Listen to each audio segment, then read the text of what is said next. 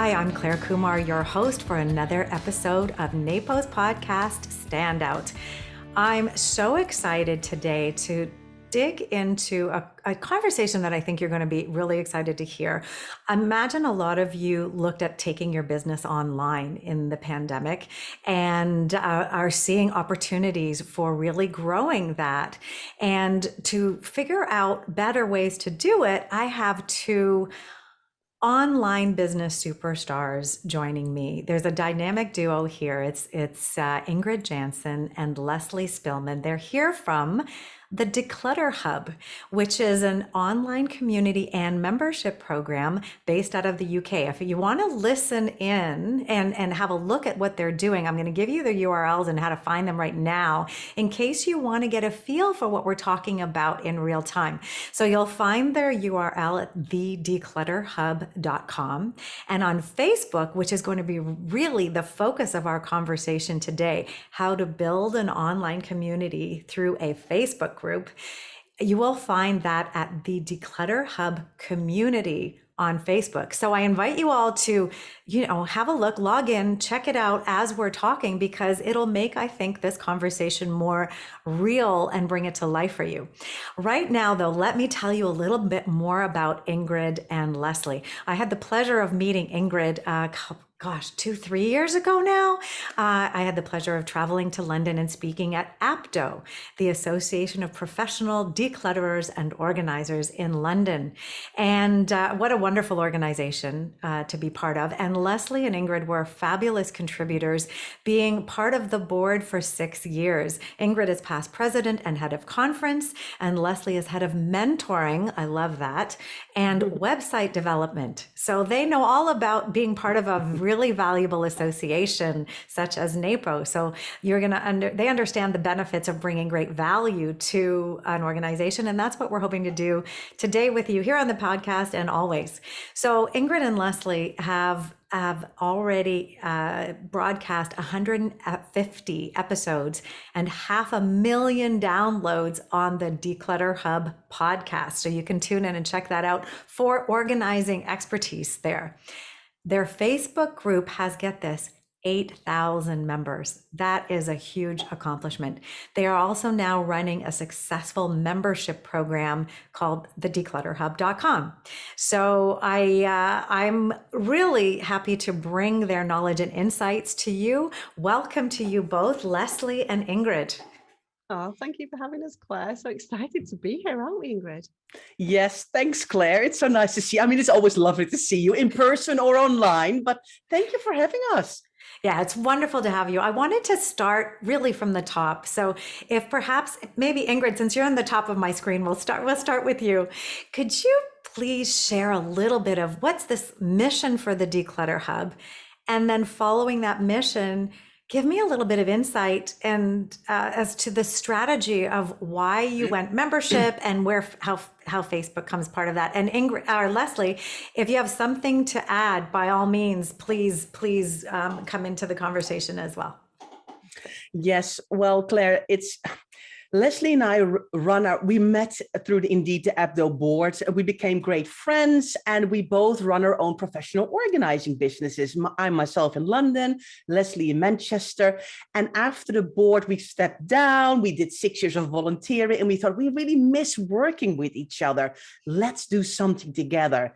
And that's kind of how the idea of the Declutter Hub was born.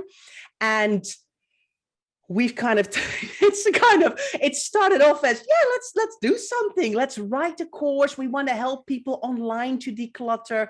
We get so many inquiries of people who want to work with us. There is not enough hours in the day. Let's do something online. And that's when we started thinking about a course, which grew into courses, which grew into the membership. And then we kind of thought, okay, we want to do a podcast as well, because how are people going to find our membership? And that's when the idea came about of starting a Facebook group. And the idea was really, we want to have a safe space, because we know that people who struggle with clutter find it really hard. And are really private. So we said it has to be a private group. It has to be a kind group.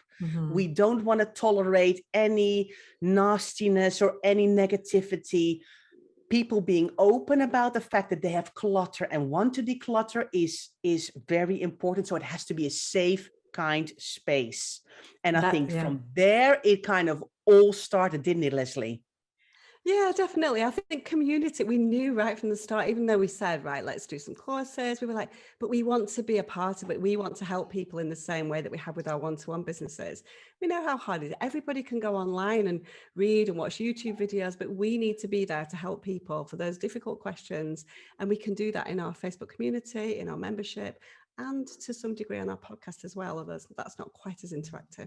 But yeah, it's all about the community, and our communities are so fabulous and such lovely, supportive people, and that's what we're all about. Well, how well timed was it, right? Because did you know there was a pandemic coming and we'd have to challenges going into people's homes and, this need to connect virtually, which has really opened up in the last, year and a half. You say that, Claire, and one of the really interesting things was, and we started our podcast back in 2018, so a while ago, and the Facebook group around the same time. And so when the pandemic hit, we were right in the middle of our 40 days, 40 items challenge, which we broadcast live on our Facebook group for 40 days, unsurprisingly. And we were probably like 10 days in or something when the UK went into lockdown. And it was because Ingrid and I were like, we can't talk about decluttering a pair of socks when there's a global pandemic hitting. What are we going to do? And so we asked the members in our community, and they're like, no, we want you to carry on. We want you to carry on because it's a release. It's a relief from what's going on. Yeah. And so really, it definitely grew. And we became a lot of people's kind of safe space throughout the pandemic, didn't we, Ingrid? Yeah, definitely. And I think because from the start, Lesley and I really thought it was really important that people knew that we were behind the Declutter Hub. And because there's other decluttering groups online, there's other decluttering groups on Facebook, but it's almost like you never know who runs it. And Lesley and I really thought it's important that people realize that we are professional organizers. We have the knowledge. We want to retain kind of that figurehead status. We want people to understand there's somebody behind this group who cares about us and who kind of give out this vibe of happiness and laughter and being down to earth and being honest and being cheerful, but also taking decluttering very seriously. I love that because I've gone to websites of organizers sometimes and I'm like, where's the person? Yeah. So it's lacking personality to that. And you've got magnetic personality. So when you thought about shaping the feel of the Declutter Hub and obviously the experience in the Facebook group, what did you think about was important to bring from yourselves into that group experience? Maybe Lesley, do you want to answer that one? Yeah, definitely. I think, everything all over it is all about fun and laughter. And this sounds really bad, because we know that it's very serious stuff, but we truly believe if it's fun and people want to show up and want to watch our lives, want to listen to our podcast because we inject a little bit of fun and humanity into it, then they'll keep on turning up. And if it's just very staid, then they won't. So many times, like, oh, we love the banter between you and Ingrid because we just take the mickey out of each other pretty much all the time. Wait a minute, just a minute. I have to translate for the non-UK audience. Take the mickey out. What's the take the mickey out mean? Well, there's many other things that I could have said, but that was the plan. That's true. That's true, exactly. But make fun of it. It's normally me making fun of Ingrid, to be fair. So I do get berated for that. But yeah, we like to make fun of each other, don't we? Because it's real and it's authentic. So what you see is what you get. And so I'm British as well as you. And Lesley, you may not know, I was born in Birmingham. Yeah. Oh, so I have a habit and an appreciation for wit and cleverness. It's one of my core values is clever, which is bringing fun and like wit to the humor. British humor is its own thing, and it can be a little bit sarcastic. And some audiences, some cultures don't jive with that. But in Britain, in the UK, I think it's one of the strongest, compelling, entertaining features. So I love that that's part of your brand and your experience. For anybody listening, tune into a podcast episode to really capture this banter that they're talking about, because it's a really unique thing. And if anybody watches British TV shows, you'll get the spirit of taking the mickey out or taking the piss out is the other term you will hear. I never said that. You don't said say, okay, I said it. Sorry, there we go. But that's what you'll hear. And there's a lightness, a spirit, a sense of joy. My personal productivity brand is productivity plus pleasure equals performance. So I'm on your page, and I think you're right. That's what keeps us wanting more. It's to lighten this whole thing. So kudos to you for bringing your personalities in. So let's talk about a little bit more about the Facebook group itself, and maybe some tips. And maybe Ingrid, you'd like to take this one. Tips about how you decided to start building it. What kind of content are you putting in there? How frequently? Share some of your incredible wisdom on that topic. Well, I'm going to be honest. That's all about our brand as well. Mm-hmm. We were a little bit naive when we set this up. We were like, yeah, let's do a group. It sounds amazing. Let's hang out with people who have clutter and it will be great. And then after a little while, we realized, oh, wow, this is a lot of work to run a group. So satisfying, so lovely. But yet we have to get organized and to do this. Who better?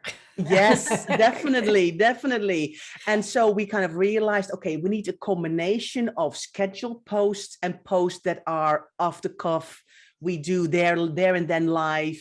We do Facebook lives, or we see something funny, we post it in the group. But we also need to have some posts that we schedule in advance, because I think a lot of people like some sort of a flow. They want to see kind of like, oh, it's Wednesday. Oh, it's Wednesday.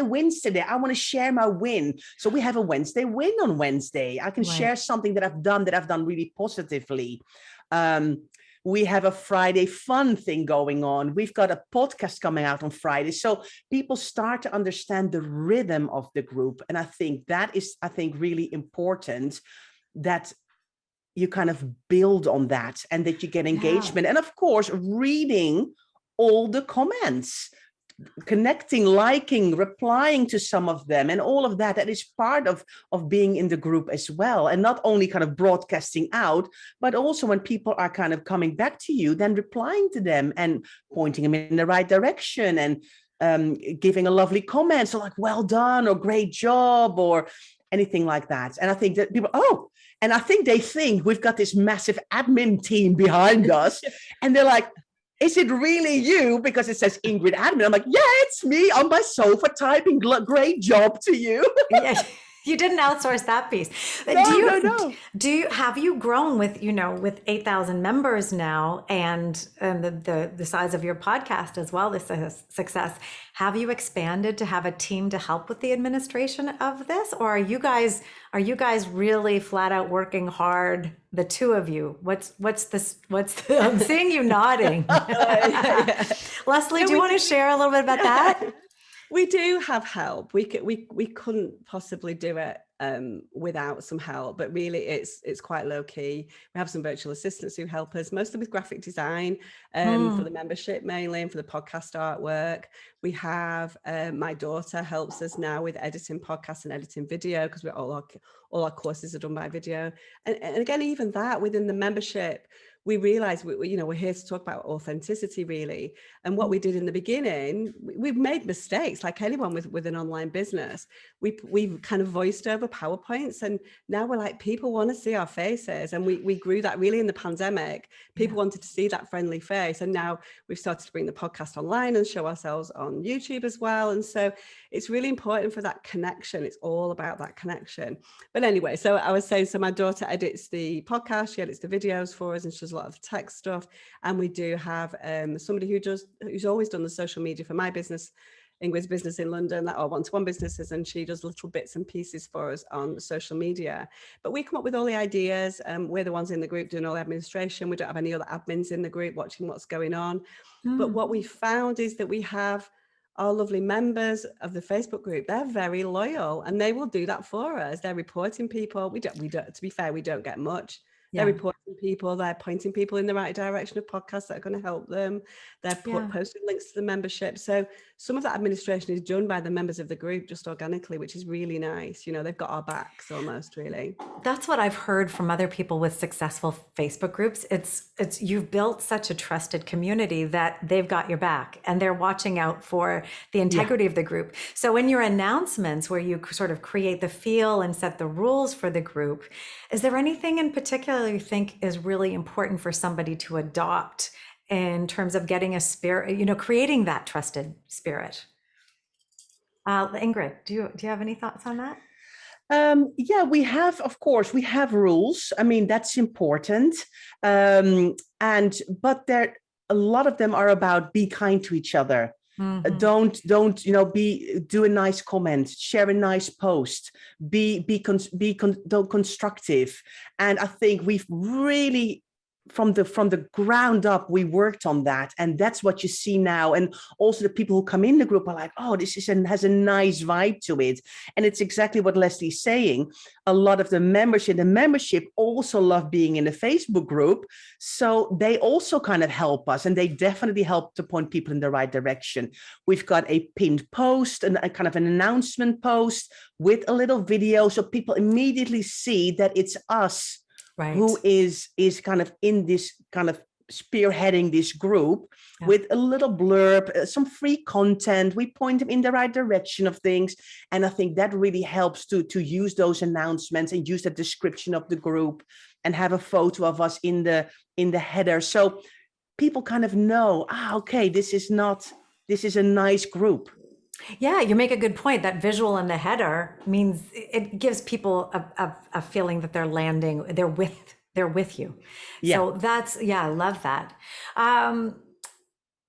So just jogging back to the Lesley, you got your daughter to help you with this. I might have to have a side conversation because I've invited my daughter to help me numerous times, and so far nothing. But one of the things I've found I enjoy, but I probably should be getting some help with, is I fell in love with Canva and creating the visuals and the tone. I'm wondering if maybe, Lesley, you could talk a little bit about the tone from a design perspective, because this is a place where there are words, there is video, and there are images. And did you think a lot about, you know, what kinds of visual expression we're going to have, and what colors, what feeling, that kind of brand guideline? Yeah, branding is really important to us. So right from the start, we use a lot of vector images. It's not photographs, it's like the graphic images, not real pictures and so on. Yeah. We have somebody who creates all that. And so we try to bring them all within our brand colors. Again, that's grown over time, Claire, when we've worked out. So we have an individual, have a new graphic for every single thing. We've more or less got every graphic that's possible in the decluttering world, I think now, to pull upon. But no, that's really important. That's an investment to hire someone to create that, right? That's significant. But that's what creates this. Sorry, say that again. I was sorry to talk over you. No, it's okay. That's probably, we talked about it's interesting when you talk about growing in a business, really, about the mistakes that you make, but the mistakes that you make grow you into the person that you need to be. And so you learn all the time. And so as we look back, did we make mistake? Was it a mistake, or was it a learning? You know, did we learn from that? Oh, redefine failure as learning always, I think. Yeah. But, you know, realistically, should we have been paying all that money for graphic design when we weren't making any money? Probably not. And so we probably spent more than we needed to. But it all adds to people like, oh, wow, it's so professional, whether it's the Facebook group, the podcast, the membership, right from the word go. And even in my own Clutter Fairy business and within Apto, you know, because I've done quite a lot of websites over time, it needs to be professional. I'm just not going to go for something that's half cut. You know, it's got to be good. So I think that was really important. I think we've worked out in terms of engagement, what works in terms of images. Sometimes we use plain text, sometimes we use long form, so that's longer versions. But mostly we have to think about what are people going to engage with. So just as a kind of crazy example, we put a we see things around, and there was a quite a hideous image of somebody keeping teeth and then making them into necklaces, and we were like, that's really not that. And as professional organizers, when we see those, we're like, why are you keeping the teeth? You know what I mean? Like, please don't do that. And so the idea that they would be made into some kind of necklace was quite grim. But that was like, that post probably got like 4,000 engagements. Like, huge. Oh, wow. So the creepy factor is actually compelling. Yes, exactly. Oh, wow. I have not. Um, Oh, I have been misplaying things for a long time. we don't do those a lot, but of course, once you do that, the engagement goes up in the group, the algorithm starts to bring people in, and you start to getting suggested as a suggested group. And so there's a method behind the madness. You have to kind of work that Facebook algorithm. I don't think anybody understands the way the Facebook algorithm works, but we know that if we put something that a lot of people are going to respond to, then all of a sudden more people are going to come into the group. So, and then that's fascinating. It's so counterintuitive for me, but I'm even seeing a similar thing in Instagram. I create a meme, post it there. It doesn't get the same views as a photograph that I took outside. There's something there that says, we ain't gonna show this because we think you're marketing your stuff now. We're not gonna show, right? It's like, wait a second. So that's fascinating. So teeth necklaces, excellent. Noting, search for. It did upset a few people, so we did have to remove it as well, Claire. But apart from that, it was the time that it worked. Okay, so listeners, don't go looking for this. As you won't. Now, interesting. When you removed it, you just took the picture out, or did you take the whole? I deleted the post. It had run its got. The problem was we had so many people. We had so many people commenting on it. Of course, it's going to the top of the group all the time. Oh gosh, the teeth never die. We don't really just want that to be our brand. The 2 weeks later, the teeth are still coming to the top of the group. It's like, okay, enough now. So don't be afraid to get rid of content that served its purpose, but may not be supporting your future direction. Absolutely. That's a great takeaway, because I was sort of thinking people expect content to be there and stay there, but you're actually in control of what you're putting on the buffet. So that's very empowering. Pardon me. This is so full of nuggets, and I'm sort of basically writing down a list of, could do this differently, could do that differently.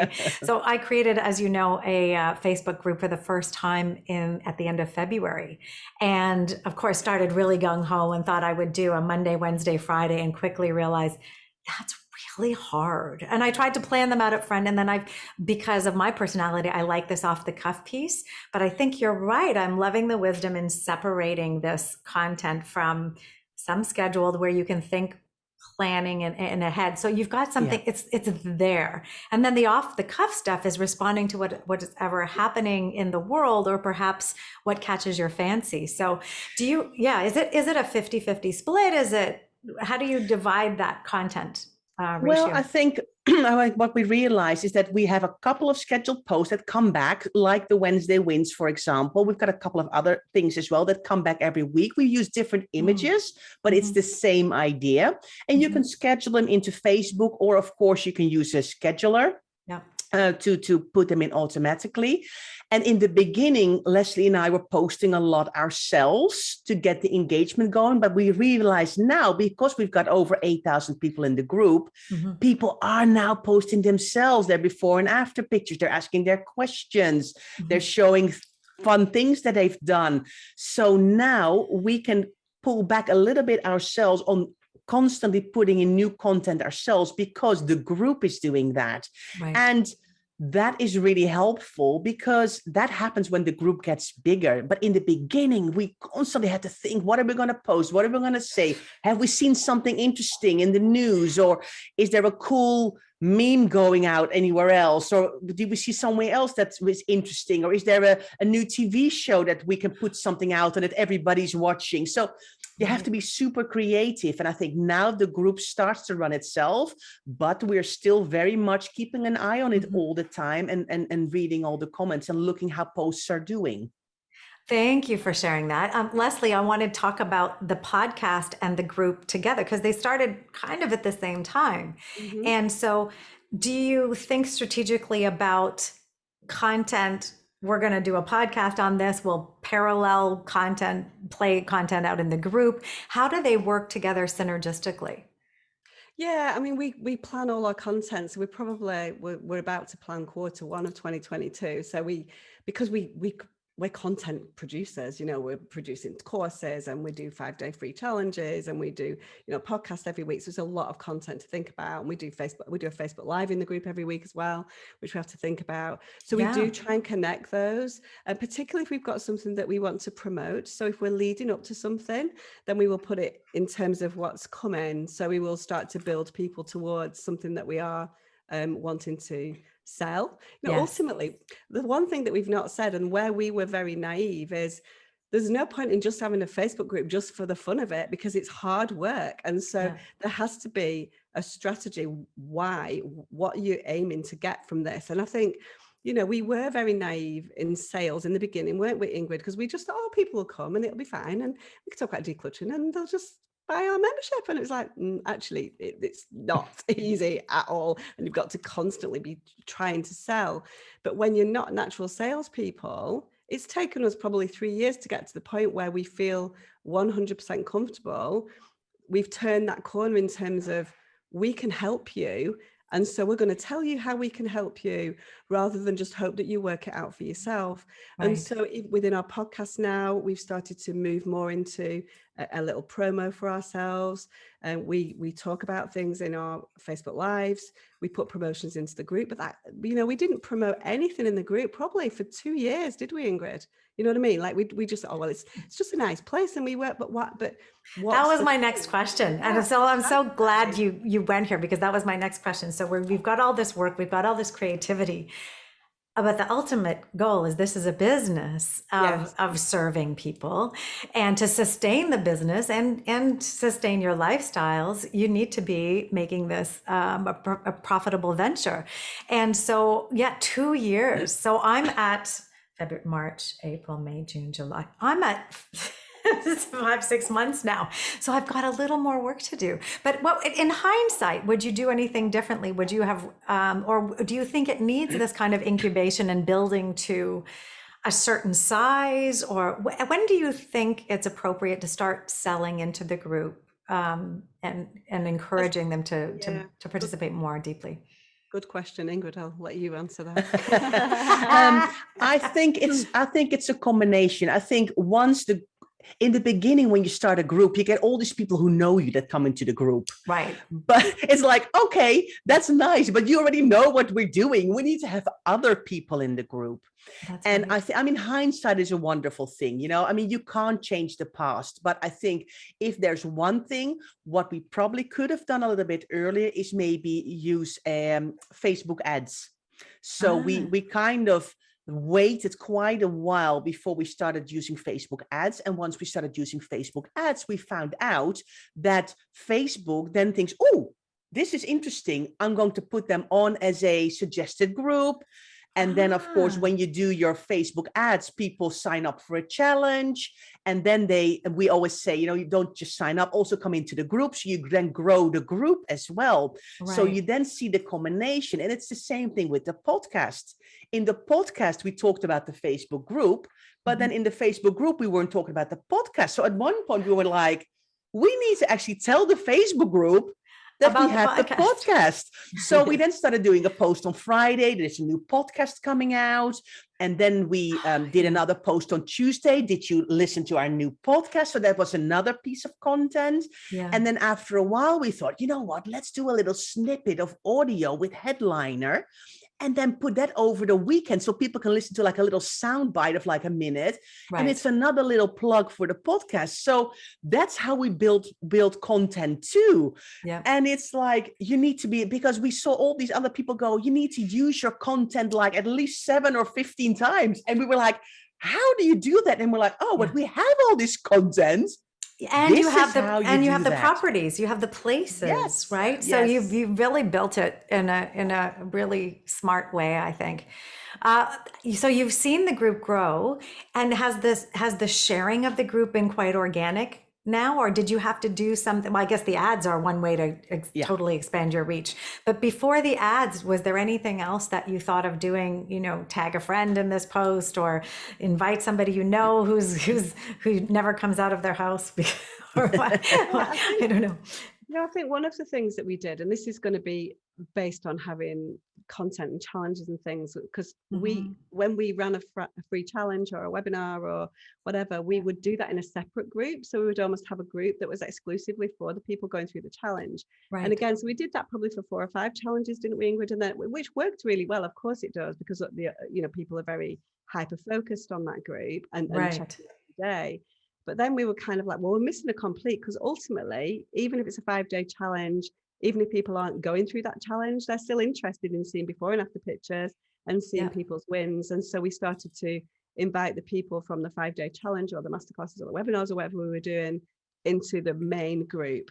And so I think that's when we started to see the real growth and the real interaction. And it's all about this algorithm that we were talking about before, which is really annoying, because Facebook are really annoying with the algorithm. You've got to kind of work it. And I don't know, but just jumping back to a question about whether we were smart in that, I think we were apologetic about having something good that we could sell. And that was our mistake. And we grew and we learned. And I think that what happened was people thought we were very, very giving. And now we have to train people perhaps to realize that everything that we do is not going to be for free. It probably, to be fair, 80% of what we do is probably free, isn't it, Ingrid?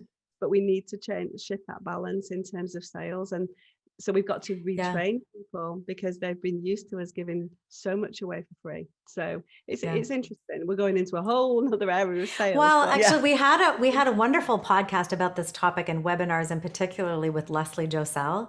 And she's grown an incredible business through a lot of giving and consistently having things to sell. And the ratios no doubt changed over time. And so I think that's important to think about what you're constructing so that it is net profitable, and sooner rather than later, but doesn't compromise this feeling that you have in the group. So there's an art and a science to this both. Yeah. In terms of sharing the Facebook group, in my early days, I realized that if I was going to just invite friends, I've created this group and send them the link to the group, it wouldn't send the link to the group. It wouldn't connect them unless they were fans of my business page. So I created a separate URL. So happyspacepod.com forwarding to the Facebook group so I could actually send it to people. And so that was sort of my little workaround. Are there any things that you've come up with that are workarounds like that to get the word out when a Facebook group might be not as easy to join for someone who's not already connected with you, or other barriers that have come up that you might have tuned into? Yeah, I think it's really important for you to connect the dots between your Facebook page, between your other. So Ingrid and I have got our own one-to-one businesses as well. So everything is in there. Everything leads to the group and our personal profile. Even though we don't typically have anybody on our personal profile, and we've made that decision, rightly or wrongly, if people click into our profile, which people do, then they will find what we do, and our group will be right at the top of that. And so I think that's really important to do. And it's something that people are like, oh, my personal profile is private, which I get. We have to have, well, we make a choice, don't we, whether we want that to be private or not. And Ingrid and I, for the most part, do. But you still need people like, oh, who is this? Let's click into that view main profile and see what's behind them, where they live. People just like, oh, where are they from? Where do they live? And then straight away up pops the group. Have to have the group connected through from the podcast. It's in all our show notes. It's in all our membership. It's on our, so it's all completely interconnected. But it takes a while to work all that stuff out, and it's just constant, because this is marketing, and we're declutterers, organisers, we're not marketers. Well, I would beg to differ. I would say you guys are hands down amazing marketers, and sharing this wisdom with our audience today is going to leapfrog people. I mean, I wish I'd had this conversation with you in February, telling you straight up truth. But you've got absolute talent and bringing a lot of value. So I'm really grateful for this. this. I wonder, as a closing note to this interview, whether one of you would like to share the thing you're most proud of that in terms of accomplishments with the group and the community. And then maybe we'll start with the struggle first. Like, what was the hardest thing to figure out, or what was one of the biggest challenges? And I'm going to say, Lesley, start, and pick, why don't you pick which one you'd like to talk to? And then, and Ingrid will have to come up with something on the other side. Ingrid, you can do the proud. So Ingrid's the positive one, and I'm the one that comes up with all the problems. So I'll do the struggle, shall I? And you can do the nice bit, Ingrid, as per usual. Yeah, what has been the struggle? I think it was a personal struggle as to why was it not working? Why would people just not interact? And so it was just our own. I've sort of said it before, really, just our naivety, really. And I think because we came into it, and we had done marketing for our one-to-one businesses, but we didn't work out how that worked in the online world very differently. Even though we had a Facebook page, I successfully marketed Clutter Fairy business, all that, I've written websites and all that. I just don't think we'd made that leap into people are all over the world. And we need to connect all over the world. And we do have it's interesting, you're talking about the differences in language and so on. The fact that our community is truly global, and many of our kind of super fans, as we call them, are, Australia, Canada, the States, everywhere. And so that's one of the very special things, certainly. So yeah, Ingrid, I don't know what I think I've said about our struggles. You can say the nice thing now. Well, I think for me, it's when people, our members in the group, really feel they can share their before and in between and after photos. It's not about look what I've done. It's also like I'm feeling brave and I'm going to share where I am now. Yeah. There was an amazing post on today of somebody who did her garage, and she not only posted her before photos and her after, but also all the work that went on in between. And she said, and here's all my boxes that I'm sorting, and here's all the stuff that I'm giving back to my kids, and here's all and that was just so amazing that they feel that the group is a place where they can share that. And it's not only about the end result and want that pat on the back when it's the end, but also like this is what you have to go through to do this. And it's hard work, but I'm okay. I'm feeling happy to share this here. And I think for me, that makes me really proud. And it's not only in our Facebook group, but of course, definitely also in our membership. It's really important. Yeah, I love this amplification of your brilliance. A one-on-one business and 8,000 people would be pretty darn hard. So you've really managed to accomplish something brilliant. So Ingrid and Lesley, thank you deeply for taking some time to share your wisdom with the NAPO Stand Out audience. Listeners out there, I hope you're going to go check the declutterhub.com and also the Facebook group, the Declutter Hub Community. And so you can see the graphics that they've invested in. You can feel the community that they've created, and be inspired to think about your own progression in the online space and what that might look like. So please tune in again to NAPO Stand Out. You can find all the podcast episodes at napopodcast.com. Please do share a comment or a review. We'd love to hear from you. And one of the things you guys will know, the podcast, is you put it out there, it's not engaging like the Facebook group is, where you put something out and you get a lot of comments right away. So just know, listeners out there, we'd love to hear from you, what you might like to hear coming up, and what's been riveting in social media. We post every time a podcast launches in all the places, and I'm sure Ingrid and Lesley would love to hear from you there too. So until the next episode, please be safe and be kind to yourself and enjoy your journey.